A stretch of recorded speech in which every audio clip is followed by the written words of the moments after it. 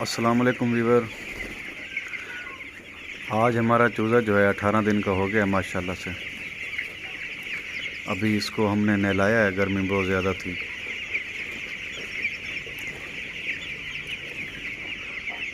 ये देखें गीला हुआ हुआ है।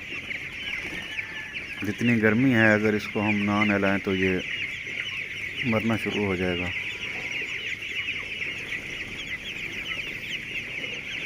जिगर की दवाई मुसलसल चल रही है।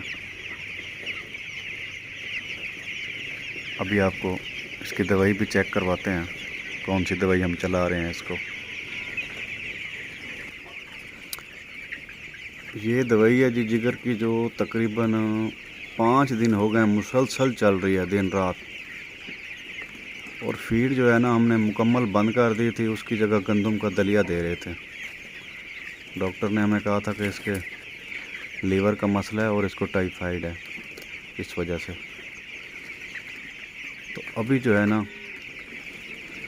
काफ़ी बेहतर है माशाल्लाह चूज़ा। आज से हमने फीड शुरू किया है, वो भी थोड़ी थोड़ी, बिल्कुल आधी बोरी फीड की दी है और आधी बोरी जो है ना गंदम के दलिए की दी है। अब माशाल्लाह कुछ ना कुछ चूज़ा ठीक हो रहा है। आज की जो अमवात है इसकी वो 24 घंटे की तकरीबन 12 है। कल जो है ना 22 थी, तो काफ़ी बेहतर है। दुआ करें अल्लाह ताला खैर करे, इसका अता फरमाए।